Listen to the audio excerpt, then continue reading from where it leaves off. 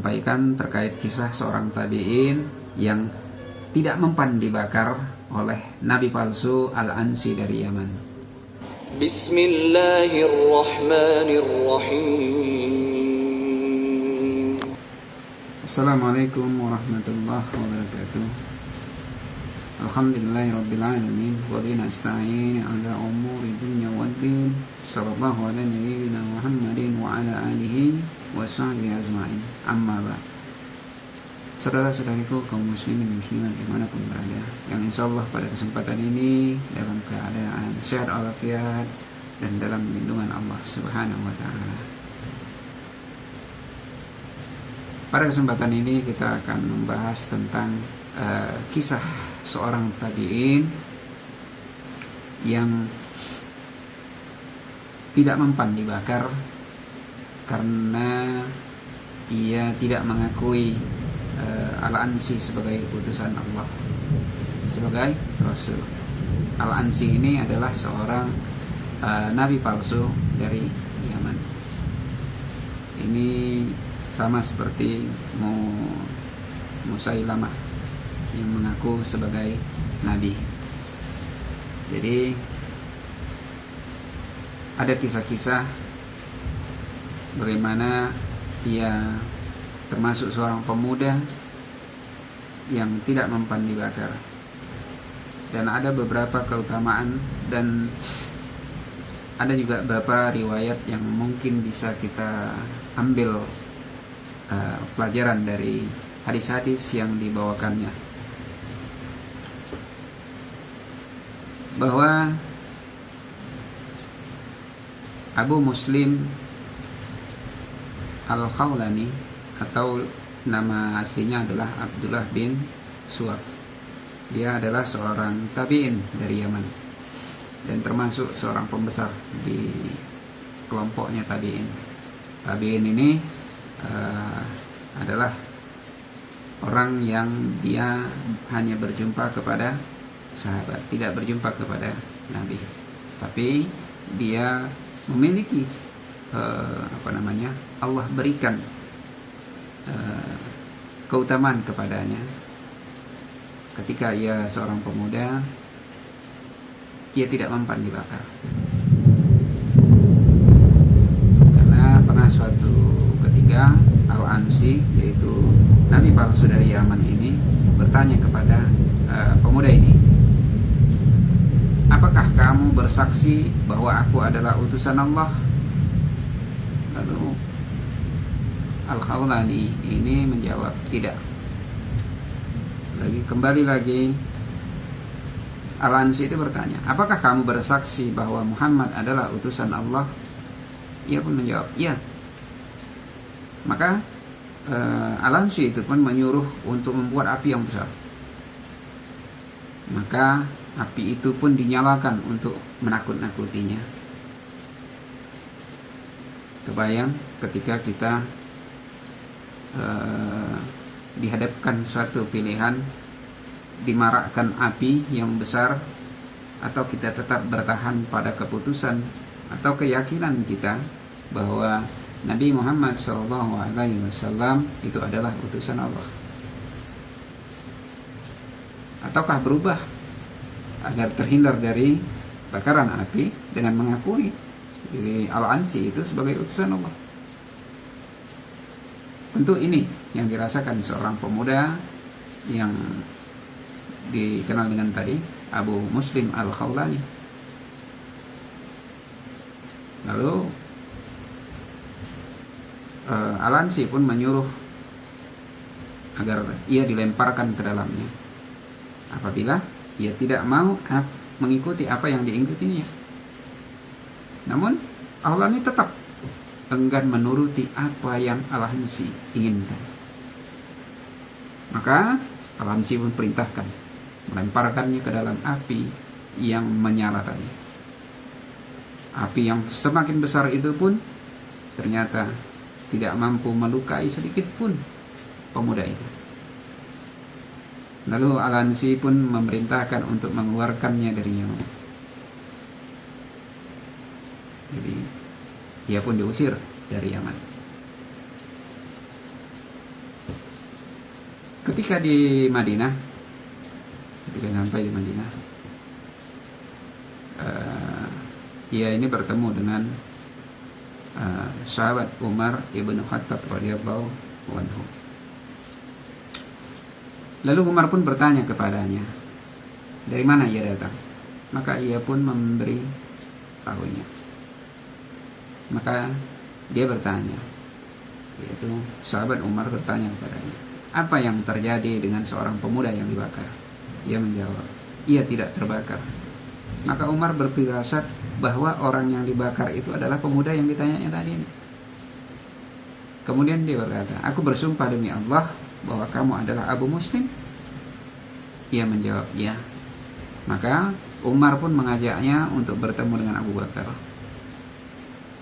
Karena saat itu Abu Bakar yang memegang kekhalifahan. Dan sahabat Umar pun menceritakan kisah Aulani, dan ia sangat senang dengan kisah tersebut. Dan Abu Bakar berkata, alhamdulillah, zat yang telah memperlihatkan kepada umat ini bahwa seseorang yang dibakar namun ia tidak terbakar, sama seperti kisah Nabi Ibrahim SAW. Tentu kisah ini menjadikan bukti bahwa di zaman para sahabat ditunjukkan juga bahwa bagaimana Allah begitu mudah bisa menyelamatkan orang yang dia inginkan, sama seperti kisah Nabi Ibrahim alaihissalam. Jadi kisah Nabi Ibrahim itu bukanlah kebohongan, bukanlah suatu fiksi, cerita bohong. Karena di zaman sahabat, di zaman tabi'in itu ada udah kisah yang sama seperti Nabi Ibrahim. Tidak terluka sedikit pun ketika ia dibakar, karena ia memegang teguh bahwa Nabi Muhammad SAW adalah utusan Allah, bukan Al-Ansi. Dan ternyata tabi'in Abu Muslim Al-Khawlani ini juga ada keutamaannya yang lain, bahwa ini diriwayatkan kisah ini dalam Sahih Ibnu Hibban, bahwa ia itu mempunyai seorang istri yang cantik. Kemudian seorang budak itu merusak wajahnya. Lalu Aulani pun berdoa, ya Allah, butakanlah orang yang telah merusak wajah istriku. Maka ketika malam, ketika makan malam, ia bersama suaminya, lampu padam, suaminya berkata, tidak. Lalu si budak tadi itu berkata, aku telah buta, aku tidak bisa melihat sesuatu pun. Maka ia pun diberitahu tentang doa Abu Muslim atasnya.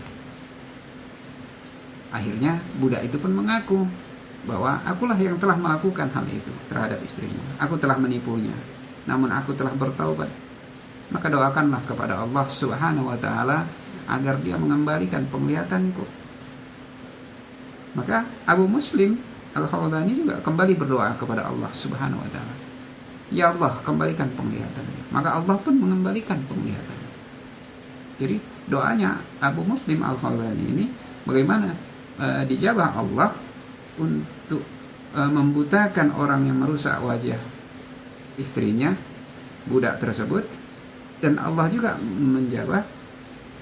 menjawab doa Abu Muslim untuk mengembalikan penglihatan budak yang telah merusak wajah istrinya itu, karena dia mengaku sudah bertaubat.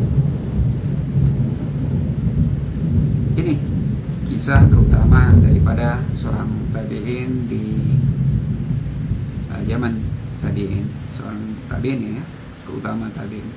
Dan kalau kita bisa melihat bahwa ada beberapa juga hadis-hadis yang dibawakan atau yang diriwayatkan oleh Abu Muslim, ini juga bisa menjadi pegangan bagi kita, karena hadis-hadis yang diriwayatkan Abu Muslim ini termasuk hadis-hadis yang merupakan keutamaan.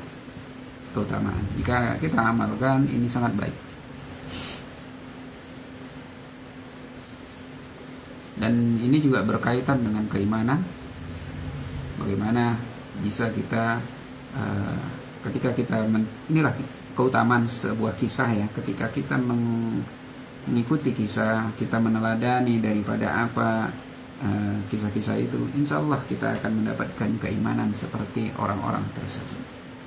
Jadi ketika ada sosok tabi'in seperti ini, maka silahkan kita cari referensi bagaimana silsilahnya, bagaimana sejarahnya, dan bagaimana juga keadaannya, dan riwayat-riwayat hadis yang dibawakannya. Karena yang disampaikannya itu tentu yang berkaitan dengan keimanan dia. Dalam hadis-hadisnya bisa kita lihat bahwa ia juga pernah meriwayatkan hadis dari Al-Habib Al-Amin Auf bin Malik, bahwa beliau meriwayatkan tentang sahabat yang bersama Rasulullah itu dalam beberapa hari dia mendampingilah, ketika bersahabat itu mendampingi Nabi SAW kira-kira sekitar 9, 8 atau 7 hari. Jadi ketika akan berpisah dari perjalanan tersebut, Nabi SAW bersabda, apakah kalian tidak berbaiat kepada Rasulullah SAW? Lalu sahabat juga bingung. Mereka pun menjawab, sesungguhnya kami telah berbaiat kepadamu, wahai Rasulullah. Lalu Nabi SAW mengulangi lagi, apakah kalian tidak berbaiat kepada Rasulullah?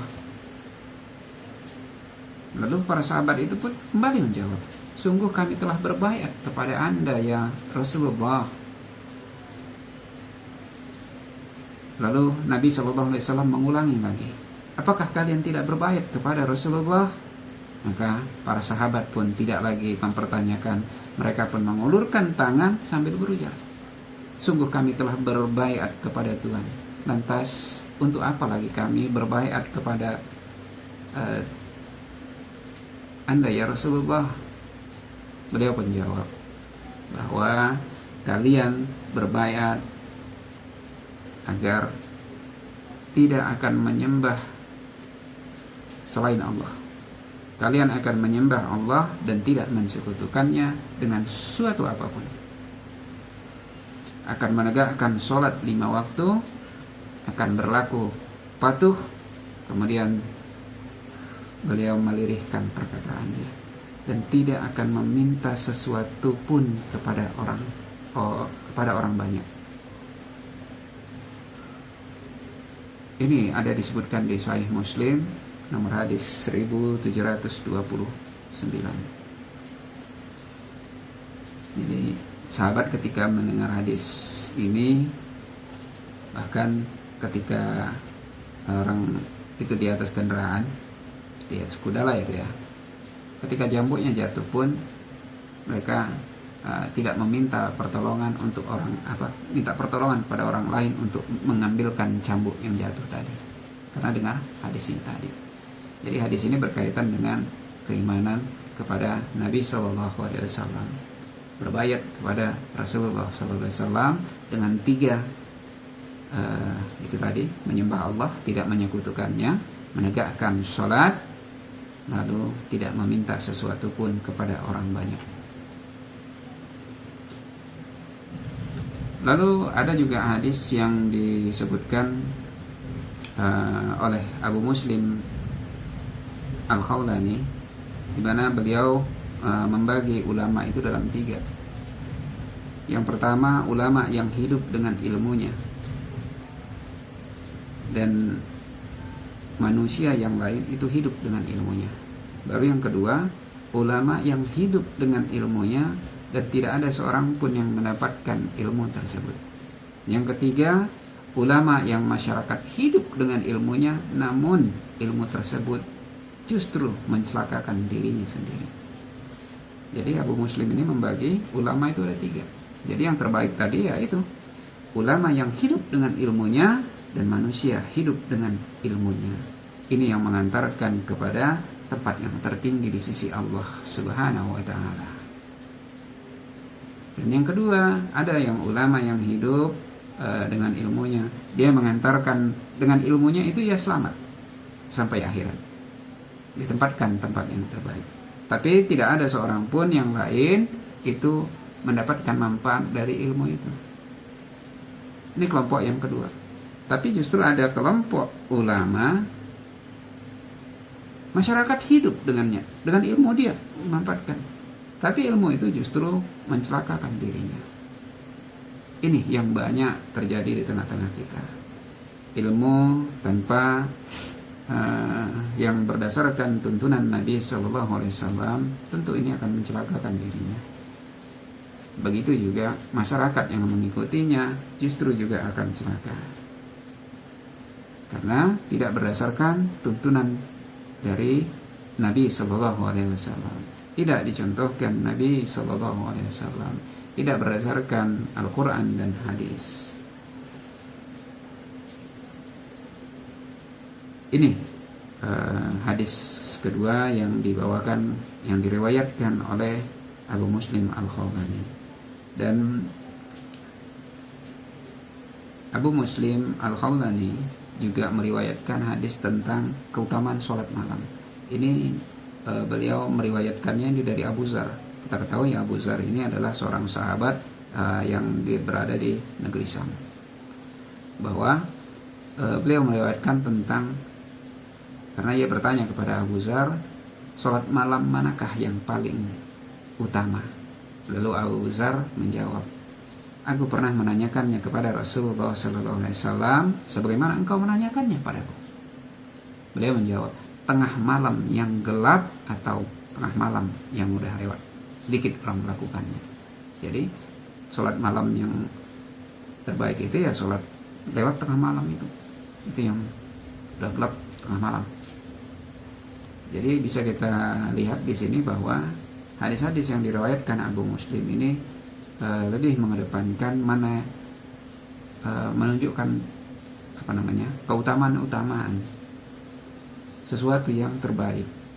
Tadi tentang pembagian ulama, ini tentang sholat yang paling utama, sholat malam yang paling utama. Ini yang memang harus kita kejar, bahwa kita tidak sekedar beribadah, tidak sekedar hanya beramal, tapi bagaimana kita beribadah yang terbaik, beramal yang terbaik. Itu yang kita persembahkan kepada Allah Subhanahu wa Ta'ala, karena kita tentu akan mengejar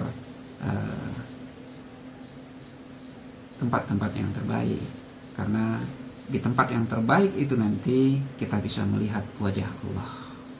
Di tempat yang terbaik itu juga kita mengetahui bahwa ada keridhaan Allah di situ.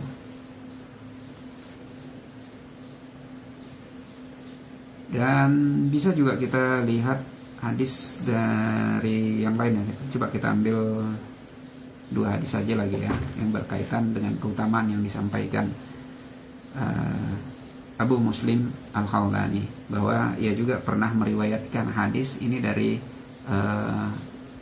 Abu Umamah, di mana ini tentang hadis yang menceritakan, meriwayatkan, barang siapa berwudu lalu menyempurnakannya, membasuh kedua tangan, mengusap kepala, kedua telinga, kemudian menunaikan sholat fardu, maka Allah mengampuninya pada hari itu sejauh perjalanan yang ditempuh kakinya, yang dipegang tangannya, yang didengar telinganya, yang dilihat matanya, dan keburukan yang dibicarakan dalam hatinya. Jadi dia mempertanyakan hadis itu. Lalu Abu Humamah menyebutkan bahwa saya mendengarnya dari Nabi Sallallahu Alaihi Wasallam berkali-kali, hingga aku tidak bisa menghitung lagi. Jadi ini seorang tabi'in, ketika dia mendapatkan berita, ketika mendapatkan hadis, dia konfirmasi lagi, benar nggak hadis yang kuterima ini, benarkah ini bisa diamalkan? Dia konfirmasi kepada Abu Umamah, dan Abu Umamah membenarkan hadis yang dibacakan oleh Abu Muslim Al-Khawlani. Bahkan tidak hanya sekali ternyata Abu Humamah mendengar Nabi Shallallahu Alaihi Wasallam menceritakan hadis itu. Bahkan hadis itu berulang-ulang. Jadi ini keutamaan kita ketika kita udah berwudu, kita sholat, kita sempurnakan wudu kita sholat fardu, maka segala perbuatan yang kita lakukan itu maka akan Allah hitung. Allah ampuni kita. Sejauh mana kita berjalan itu akan diampuni sepanjang jalan kaki kita tadi. Apa yang kita pegang itu pun iya. Apa yang didengar telinga, apa yang dilihat oleh mata, dan apa yang terbesit di hati, keburukan-keburukan yang ada di hati, itu Allah ampuni. Dan syaratnya tadi sempurnakan wudu kita.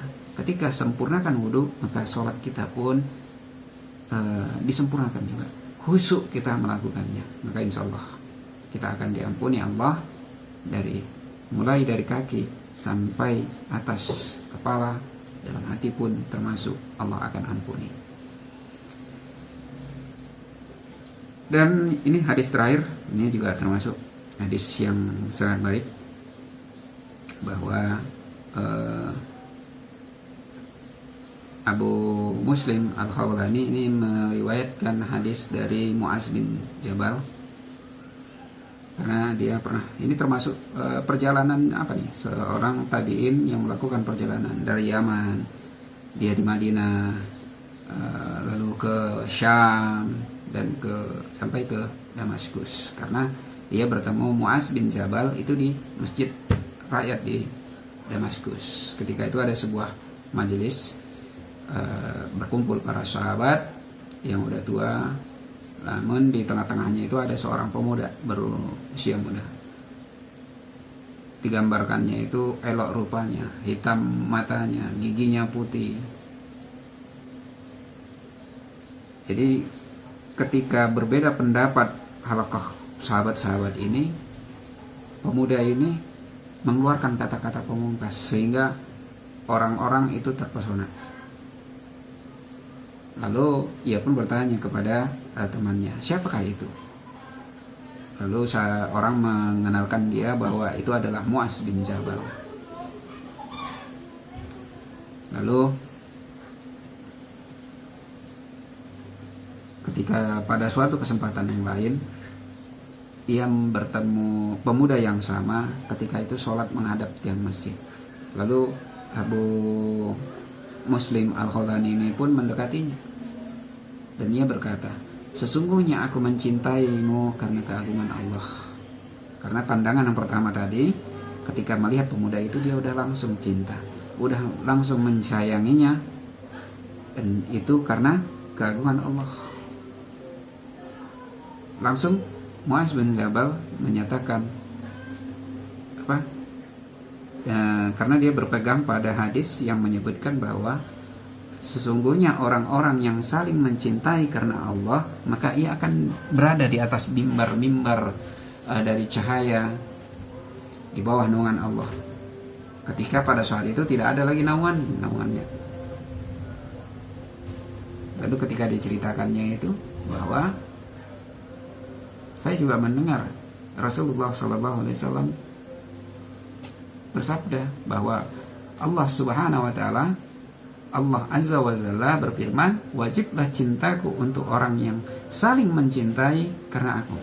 Wajiblah cintaku untuk orang yang saling mencintai karena aku, orang yang berkorban karena aku.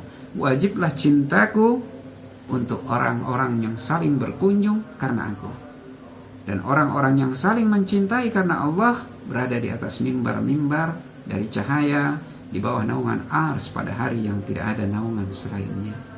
Ini hadis yang dibawakan oleh Abu Muslim Al-Khawlani mempunyai banyak keutamaan,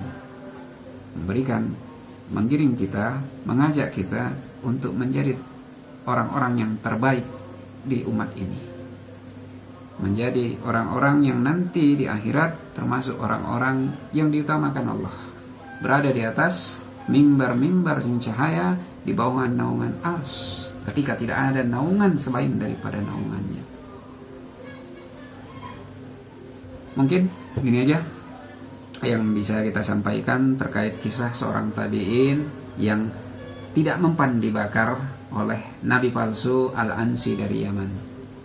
Semoga ini bisa menjadi pelajaran bagi kita, bisa kita mengambil hikmahnya, baik dari kejadiannya, baik dari keutamaan kisahnya maupun hadis-hadis yang dibawakannya, baik itu tentang yang keutamaan kebanyakannya itu adalah berkaitan tentang keutamaan seorang menjadi muslim, tidak hanya sekedar muslim. Karena kita memang sudah diingatkan fastabiqul khairat, berlomba-lomba dalam kebaikan. Tidak hanya sekedar menjadi seorang muslim, tapi bagaimana muslim yang kafah. Itu aja. Allahu a'lam bishawab. Mohon maaf atas segala kekurangan, kepada Allah saya mohon ampun. Billahi taufiq wal hidayah. Assalamualaikum warahmatullahi wabarakatuh.